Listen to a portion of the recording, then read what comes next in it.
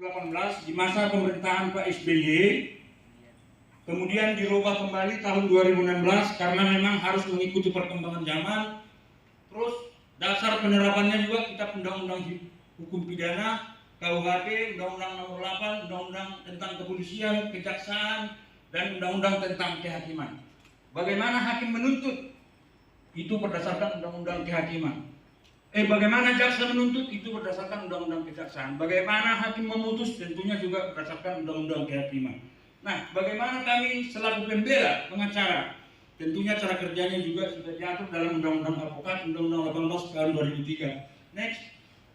Nah, tadi Bu Senti sudah jelaskan secara rinci, secara sistematis, kenapa sih harus dibuat Undang-Undang ITE ini? Nah, kita kan sudah pindah ini zaman, dari zaman A ke zaman B, dari fase A ke fase B. Dulu kita tidak ada internet, dulu HP kita jadul. Nah, hari ini kita sudah pindah atau bermigrasi ke zaman yang namanya disebut internet. Setiap orang sudah menggunakan internet. Kalau saya mau tahu, ada nggak di ruangan ini yang belum punya Facebook? Sudah punya Facebook semua kan? Sudah punya WhatsApp semua? Sudah punya Instagram semua? Nah, kenapa ini harus diatur? Karena kita sudah pindah, sudah berada pada zaman yang baru, pada situasi yang baru. Bagaimana pemerintah mengaturnya ini? Maka harus dibuat aturan hukum, bagaimana supaya masyarakat ini bisa tertib secara sosial. Bagaimana mengatur tindakan masyarakat? Bagaimana kalau ada masyarakat yang menjadi korban? Bagaimana masyarakat kalau ada yang pelaku? Bagaimana cara mengaturnya? Seluruh perbuatan itu harus diatur. Dan bagaimana menghukumnya? Bagaimana menegakkan hukumnya? Nah, next. Tadi sudah dijelaskan Undang-Undang ITE itulah sebagai hukum material. Hukum material maksudnya sebagai hukum yang mengatur seluruh tindakan kita tentang Undang-Undang ITE, Informasi dan Transaksi Elektronik. Nah, tadi sudah dijelaskan secara umum bahwa undang-undang ini terdiri dari 13 bab dan ada 54 pasal. Nanti silakan di-download karena kawan-kawan juga Bapak Ibu sekalian sudah memiliki internet, HP, silakan dibaca. Jangan malas membaca. Harus dibaca. Terutama ketentuan-ketentuan yang dilarang. Supaya apa? Supaya tahu. Jangan sampai orang duluan tahu. Harus kita yang duluan tahu. Itulah manfaatkan HP-nya ya. Oke, selanjutnya. Nah, tahun 2016 undang-undang ini dirubah. Kenapa dirubah? Karena dirasakan sekali bahwa dalam masyarakat yang demokratis itu harus ada perubahan, harus diatur.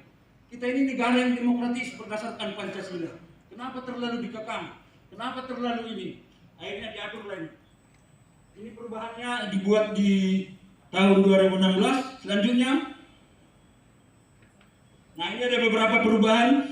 Perubahan yang diatur itu ini sangat rinci. Nanti silakan dibaca. Tadi juga sudah dijelaskan oleh Bu Senti dari pasal mana yang ditambahkan, ada semua di sini. Next. Nah, bagaimana menegakkan undang-undang ini? Nah, kalau seseorang misalnya mengalami perbuatan atau tindakan yang diduga melakukan pelanggaran undang-undang ITE, bagaimana menegakkannya? Contoh, si A jadi korban, kemana dia harus melapor? Kalau dia tidak tahu, siapa yang harus mendampingi dia? Nah, coba kita lihat ini secara rinci, secara singkat kita akan jelaskan bahwa menurut Undang-Undang ITE ini yang melakukan penyidikan itu adalah Kepolisian Negara Republik Indonesia. Nah, kalau ada seseorang yang merasa haknya dirugikan oleh orang lain yang diduga melanggar Undang-Undang ITE, maka yang menjadi korban melaporkan kepada Kepolisian Negara Republik Indonesia. Nanti polisi yang akan melakukan penyidikan. Dan juga satu lagi PPNS. Di pasal 43 disebut PPNS. PPNS ini siapa? Penyidik pegawai negeri sipil, misalnya di instansi A. Mereka bisa melakukan penyidikan yang nanti akan berkoordinasi dengan pihak kepolisian. Nah, yang kedua, siapa yang akan menuntut? Penuntutan juga dilakukan oleh kejaksaan berdasarkan Undang-Undang Kejaksaan. Dan yang selanjutnya mengadili pengadilan.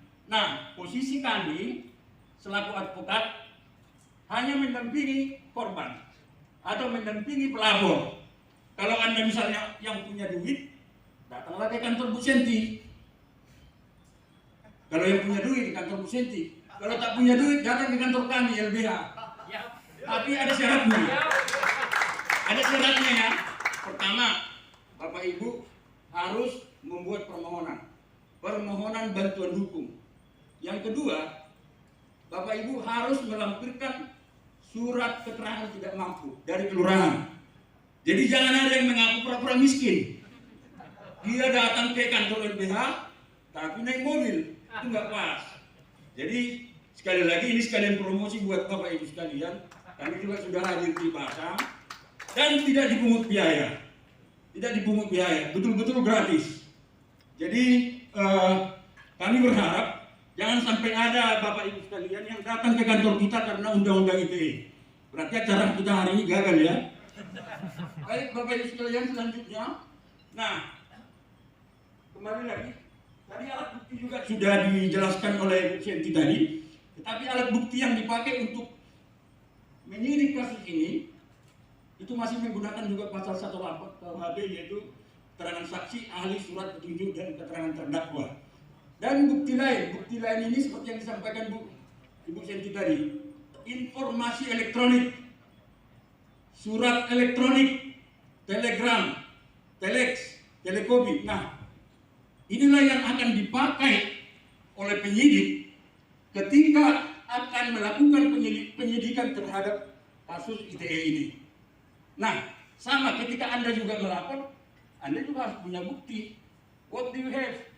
Kau punya apa? Jangan ujung-ujung melapor tidak punya apa-apa kan? Nah, karena bicara hukum tadi seperti dijelaskan Bu Senti, bicara hukum itu adalah bicara pembuktian. Tidak boleh ujung-ujung, wah saya mau melapor lah. Nanti laporannya Anda akan dipimpong, tidak diterima oleh polisi. Nah, yang selanjutnya, next. Nah, ini data kasus yang sudah kami rekam ini dari 2008 sampai 2018. Ini versi safety net. Ada 245 kasus. Ini 174 itu kasus pencemaran nama baik. Contoh, seperti yang dijelaskan tadi, si A itu begini, dia posting. Si A itu begini, dia posting. Nah, orang yang merasa haknya atau nama baiknya dicemarkan, dia melaporkan ke kepolisian, disidik oleh kepolisian. Kalau mau berdamai, syukur-syukur berakhir dengan materai 10.000. Kalau tidak, lanjut. Apakah dia benar-benar betul-betul bersalah? Belum tentu, jangan dulu.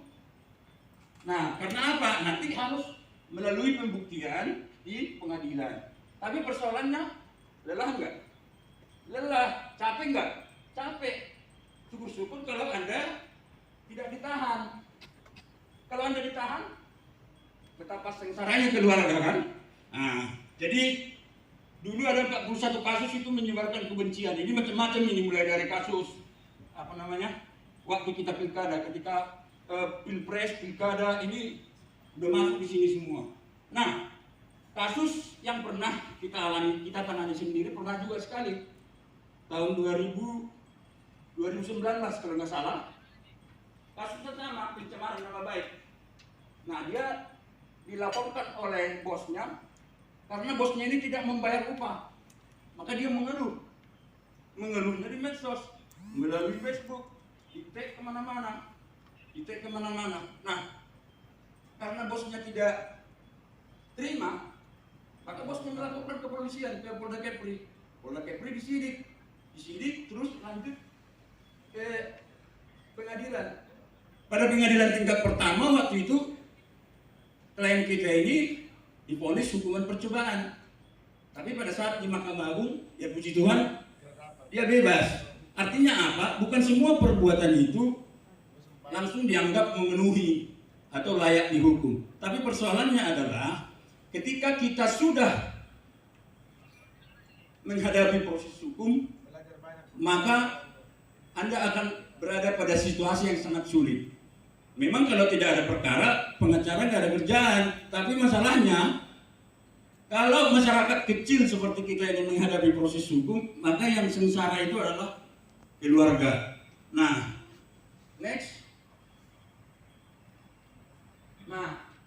dari substansi yang tadi itu ada beberapa hambatan dan kendala. Nah, ini hambatan dan kendala ini perlu juga kita sampaikan kepada Bapak Ibu sekalian. Pertama begini, Undang-Undang ITE ini kan termasuk baru. Masyarakat belum banyak yang tahu. Belum banyak yang tahu bahwa undang-undang ini ada gitu. Akhirnya pada kaget gitu, karena kita ini kan orangnya latah gitu kan. Orang bagikan aja. Orang bagikan aja. Nah, jadi kita mau masyarakat itu benar-benar tahu undang-undang ini ada larangan, ada hal yang diatur supaya apa? Supaya masyarakat jangan terjerat. Kalau sudah terjerat, hukuman apanya, ancamannya juga, Anda masuk penjara, atau satu lagi harus berdamai dengan duit. Kalau orangnya mau, kalau Anda tak punya duit, kembali lagi masuk ke LBH. Jadi kalau dari undang-undang ini ada beberapa hambatan memang yang kita lihat persoalan sampai hari ini yang belum dipenuhi oleh pemerintah. Apa itu? Nah, sejak undang-undang ini dibuat, ada kewajiban pemerintah yang belum dilaksanakan sampai hari ini. Di antaranya ini, ada beberapa peraturan pemerintah yang harusnya dibuat oleh pemerintah sebagai aturan pelaksana dari pelaksanaan undang-undang ini. Dari sekian banyak masalah, pemerintah sendiri pun tidak menyelesaikan kewajibannya. Dalam beberapa pasal ini disebutkan harus ada PP-nya, harus ada peraturan pemerintahnya. Lah bagaimana orang mau menegakkan PP-nya nggak ada? Lah akhirnya persoalan ini berkutat di situ aja. Yang ada ya ujaran kebencian, pencemaran nama baik, itu aja yang diurus. Nah, sementara dalam persoalan undang-undang ITE ini itu hanya di wilayah orang-orang miskin, orang-orang susah. Nah, di wilayah orang-orang besar apa? Coba nih, kita lihat nih. Banyak sekarang pelaku-pelaku kejahatan cybercrime itu bekerjanya di wilayah ini. Kenapa? PP-nya nggak ada. Bagaimana penyidik mau mengerjakannya kok? Contoh, kita ambil contoh ini. Penyelenggara sertifikasi elektronik, PP-nya mana? Siapa yang berhak? Yang selanjutnya, seperti yang disampaikan Mas Dodo tadi. Nah, peran pemerintah dalam memfasilitasi pemanfaatan teknologi. Mana? Buatlah peraturan pemerintahnya. Nah, kira-kira seperti itu ya. Jadi, pemerintah juga jangan cenderung menyalahkan masyarakat. Nah, kewajiban-kewajiban ini sebenarnya kita tunggu. Karena 2018, 2021, berarti kurang lebih 13 tahun. Ini belum rampung-rampung. Sementara per hari ini, beberapa kelompok masyarakat itu sudah berulang kali bagaimana supaya aturan ini segera direvisi. Sementara aturan pelaksanaannya aja belum lengkap. Nah, apalagi hambatan kira-kira yang dihadapi di lapangan. Yang kedua, ini seperti disampaikan tadi, masyarakat ini belum memahami sepenuhnya apa sih isi undang-undang ini. Belum tersosialisasi dengan baik.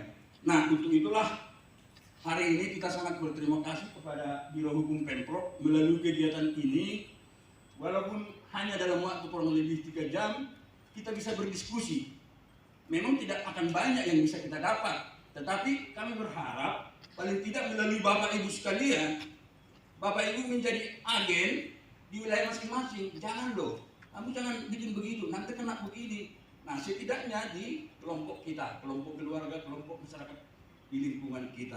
Harapan kita seperti itu. Nah, yang berikutnya dalam hal sumber daya. Nah, sumber daya ini sangat luas. Tadi Mas Dodo sudah menyampaikan bahwa penyidik pun ketika menerima perkara yang ITE ini, kita juga harus banyak diskusi dengan mereka. Lah ini nggak masuk, ini masuk. Lah di kasus yang lain kita lihat, wah ini kok bisa, di sini kenapa nggak bisa gitu. Lah apa masalahnya? Apakah karena dia berdasi ini pakai sandal jepit?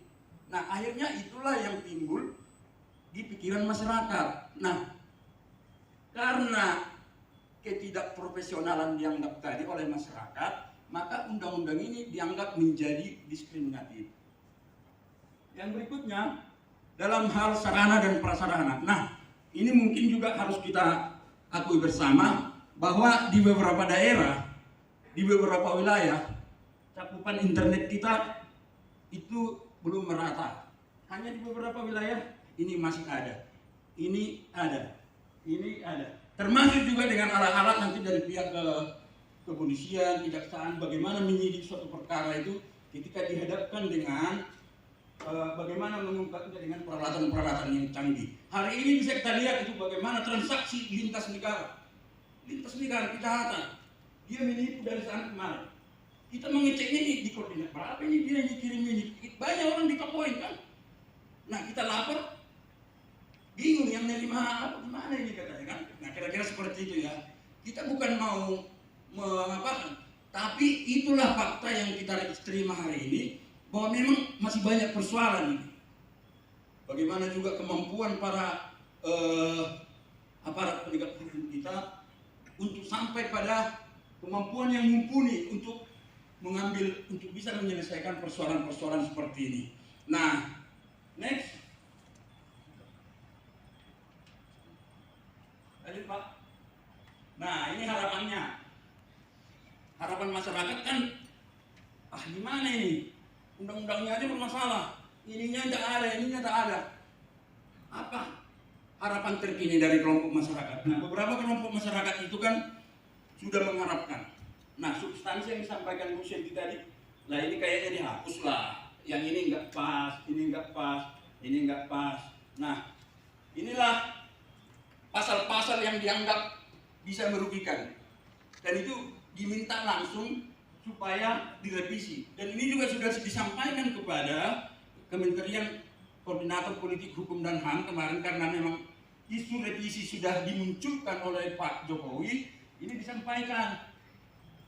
Nah, sampai hari ini kita lihat itu masih mandek, belum sampai ke DPR. Kenapa? Tim kajian sudah dibentuk, tapi draft RUU perubahannya belum disampaikan ke DPR. Kita berharaplah sama Pak Jokowi supaya itu bisa segera selesai di beliau, supaya segera masuk ke DPR. Karena kalau nggak dibahas ya tetap aja kita pakai yang lama ini, nggak ada ini terus, kita berputar-putar di sini terus nanti.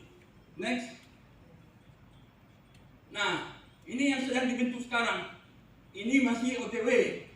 Pemerintah sedang membentuk tim kajian, nggak tahu OTW tapi nggak tahu sampai di mana, ya kan?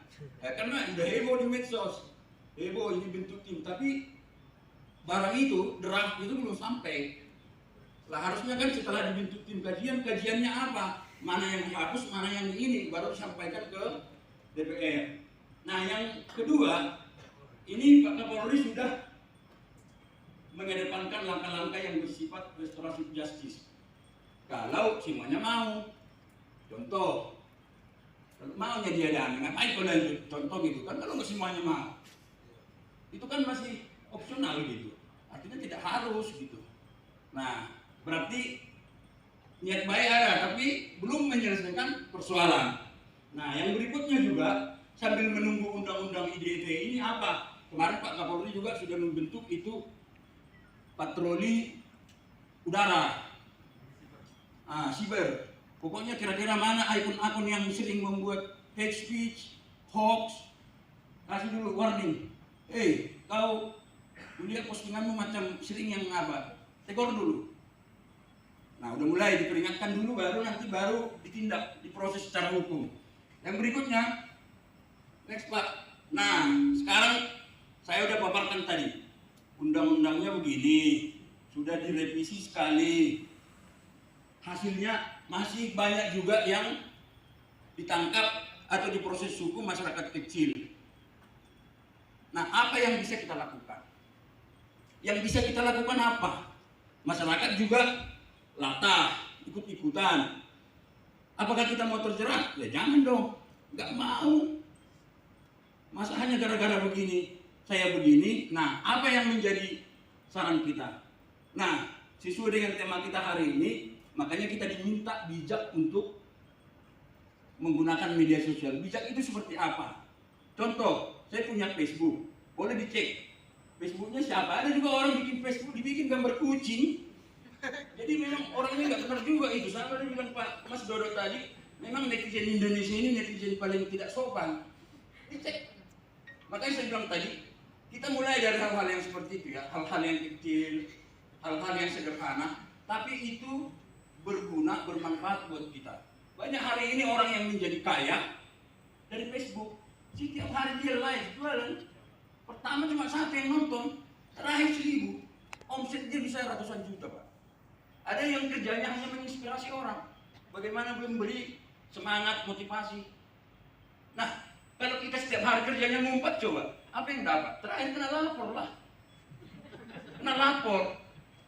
Jadi makanya saya bilang tadi, sangat sederhana. Solusinya sangat sederhana. Gunakanlah media sosial yang Anda miliki untuk hal-hal yang positif.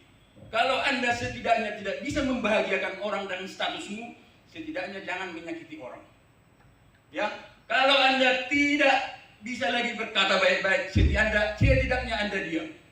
Keep silent is better. Demikian, terima kasih.